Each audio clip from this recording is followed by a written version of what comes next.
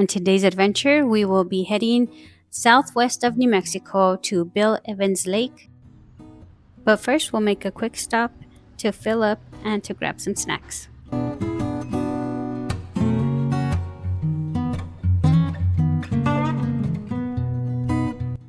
I love the smell of fresh brewed coffee.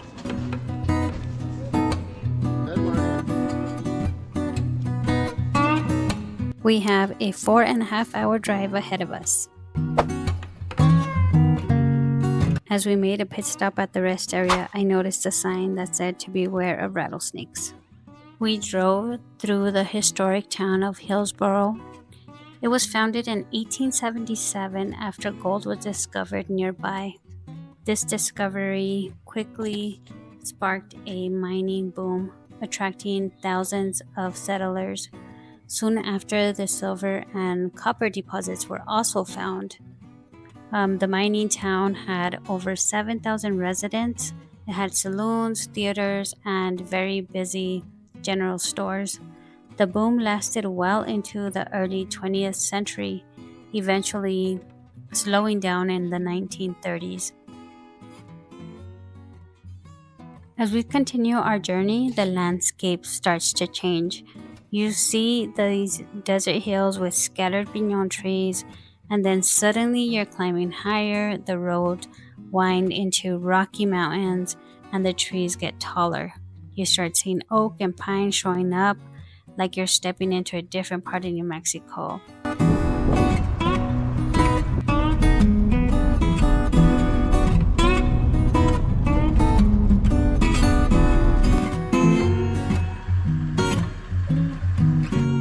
As the views open up, you run into this big massive pit that has red and copper swirls.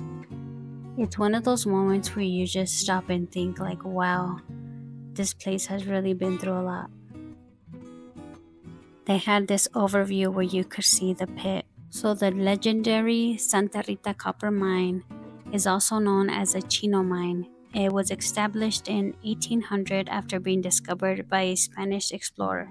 It quickly became a significant site for copper mining. It was named Santa Rita de Cobre. The mine faced numerous challenges, including conflicts with Apache tribes. After periods of abandonment, it reopened in the late 19th centuries and shifted to the large-scale open-pit mining by 1901. Today, it remains one of the largest active open-pit copper mines globally.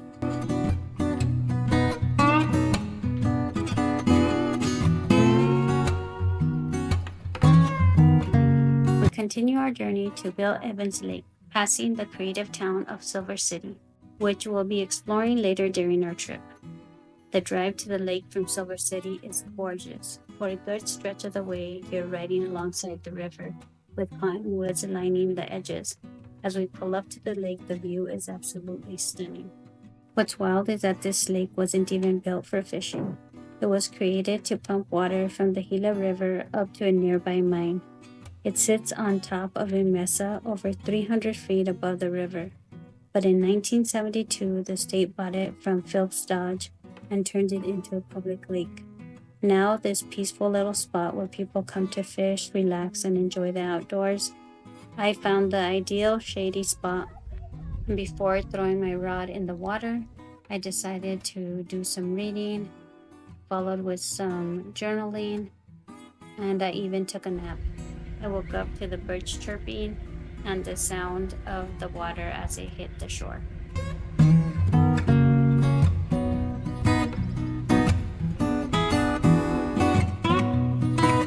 Adrian was out exploring the lake and looking for bass. I knew there would be bluegill in this little pond in front of me, so I threw out a red worm to see how many I could catch. I wasn't expecting to get into the water, and the only thing I had on me were my swimsuits, which worked out perfect.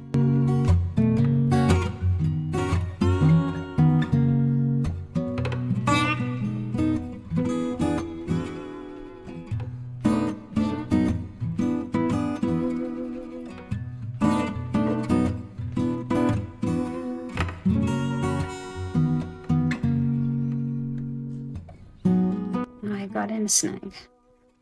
Well, I'm gonna have to roll up my jeans and walk in there.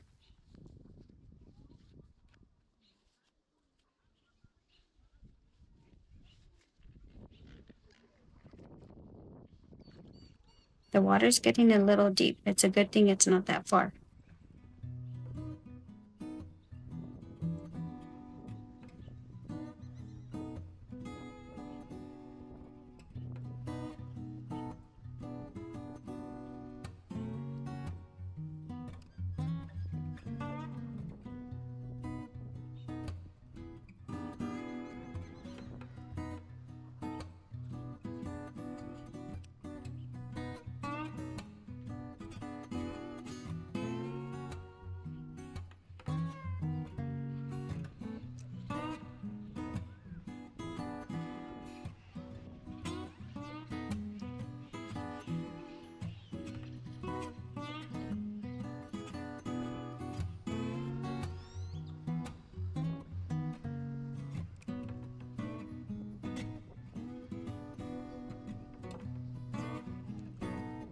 Got my first one. It's so tiny, how cute.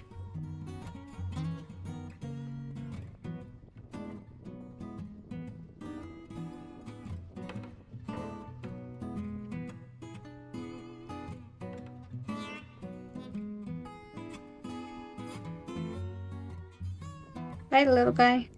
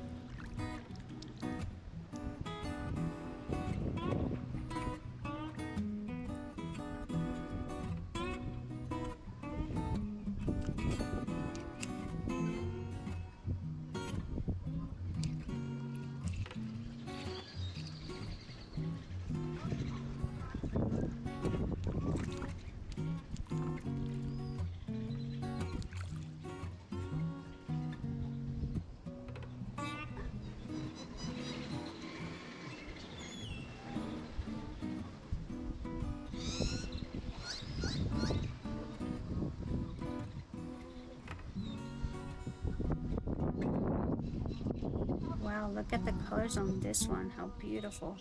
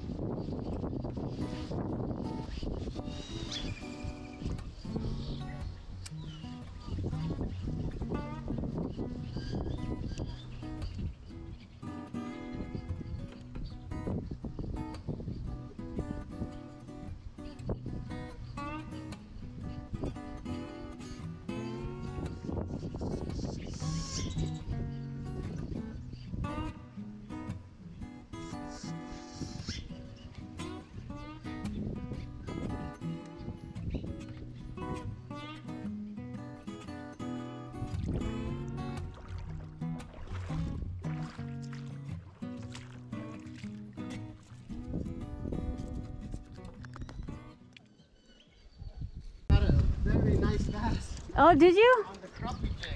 Oh, of course. Look at me. And then I hooked another nice one. And he jumped and got off, and the fish that was swimming with him was even bigger. Really? I was like, what the heck? Look, watch. Ah. I threw it the wrong way.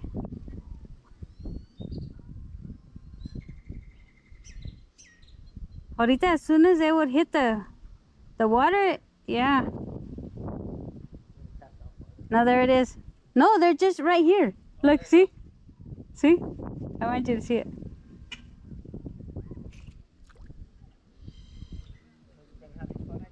Yeah, well, I just started doing it. I actually took a nap under that tree. Really? Yeah, I took a nice nap, but then the wind woke me up, and I remembered about the willow makers.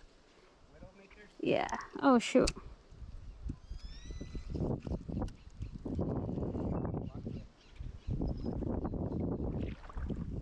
It's getting deep and I don't want to get my pants wet, and I already did. Never mind.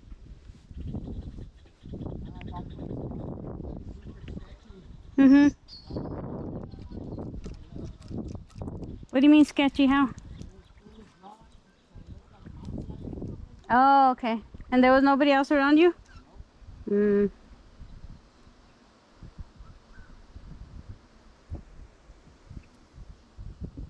Yeah, they're just right. Oh. Now I'm trying to throw it softly so it doesn't go into... Look, right there. Perfect. Look, babe.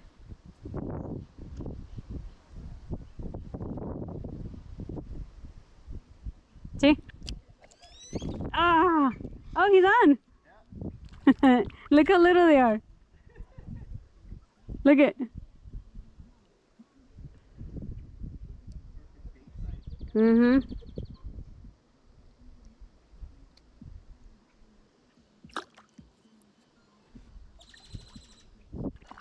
Yeah, every cast is a bite.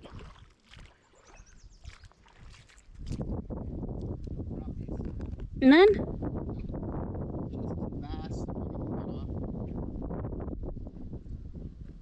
Do you want to go to the river? Oh, I was talking to one of the locals. Mm-hmm. They said that right now it's all catfish. Let's take a look underwater to see what these little fish are up to. They're so cute. They're curious little guys.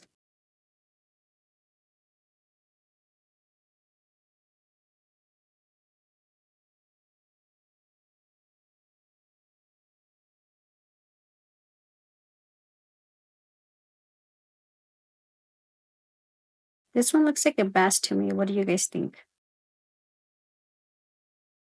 We didn't catch anything to make dinner, so we headed over to La Cocina Mexican restaurant in Silver City. Adrian ordered a number 12, and it's a carne verde with 2 chiles rellenos and a quesadilla taco. And I had a combination plate, which is a number 10, which came with a taco, enchiladas, and a chile relleno. Both of our plates were delicious. We didn't have much time in Silver City, just enough to drive through downtown. But even the short drive told a story. Old brick buildings with walls covered in murals.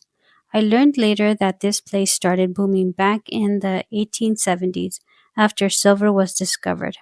But way before that, it was home to the Mimbres people, artists and potters who left behind a legacy. The Mimbres people are best known for the distinctive black on white pottery, which is considered some of the most beautiful and symbolic rich ceramic art in ancient North America. Many bowls have a small hole punched through the center. These are called kill holes and were placed over the face of the deceased during burial rites. This suggests that the pottery was both functional in life and ceremonial in death.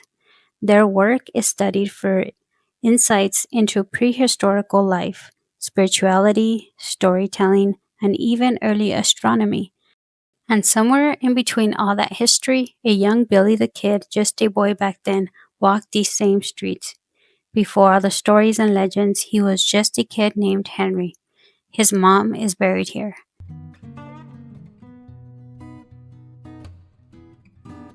On the drive to our cabin, we ran into this herd of deer.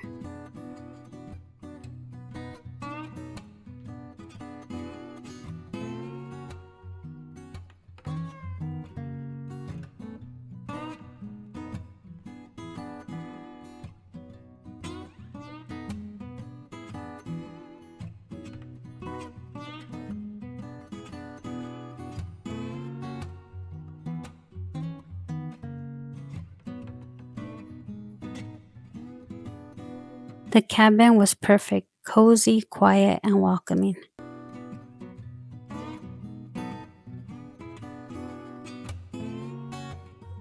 The kitchen was decorated with a cow theme. It was so cute.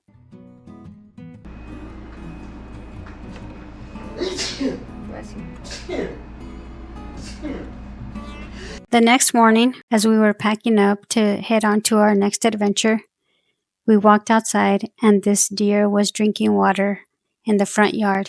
It was the perfect way to start our day. If you've ever been to Silver City or passed through, let me know what stayed with you. If you haven't yet, check out my video where we explore Platoro, Colorado. Thank you for joining me on this adventure. See you on the next one.